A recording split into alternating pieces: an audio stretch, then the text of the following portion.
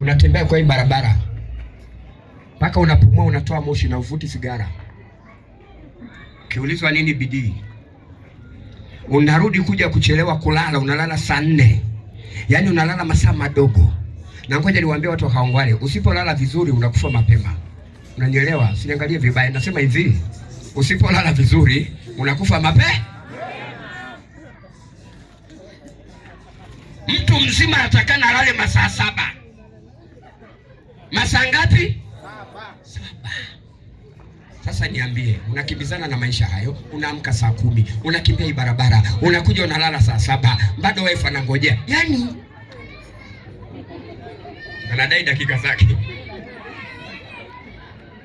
Mungu akusaidie. Sema amen. Sema amen. Nataka tu niombe maisha yako yakafunguke. Haleluya. Wangapi wako tayari kwa maombi? Nimeomba na wengi maisha yao yamefunguliwa. Mtumishi wa Bwana Reverend nani anaelewa? Sema amen. Muuliza, atakupa picha kamili. Niliomba na wengi maisha yao yamechukua level. Haleluya. Siku hizi nikiwa Nairobi naongea na watu wakiwa mataifa mbalimbali. Nikiwa Tanzania naongea na watu wakiwa mataifa mbalimbali. Wananipigia wakisema, Apostle, ulituombea. Leo Mungu ametuvusha mipaka tuliyowekewa. Leo tumevuka, tuko ng'ambo nyingine. Haleluya. Mpe Bwana Yesu makofi mazito. Nataka niombe na watu hapa Kawangware, maana ikiwa Mungu ametumana, bila shaka kuna mtu atakombolewa. Ikiwa ametumana, bila shaka kuna mtu atawekwa huru. Ikiwa ametumana, bila shaka kuna mtu ataimba wimbo mpya katika jina la Yesu. Sema amen.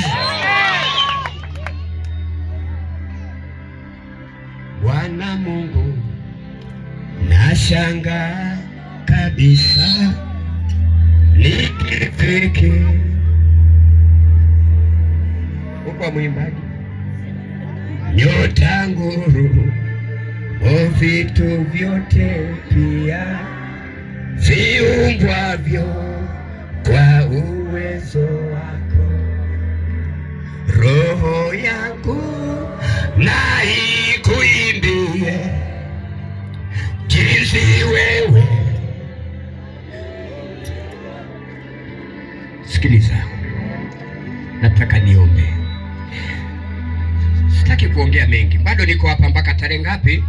31. Yaani tangu nizaliwe sijawahi kuvuka mwaka Kawangware. Lakini ni neema. Sema amen.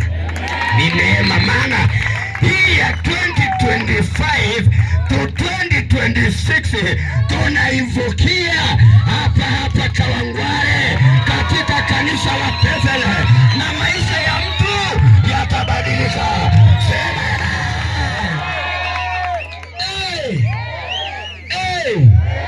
ngoja nikwambie mama, kama umeoa ukupati watoto, nenda ukapate watoto.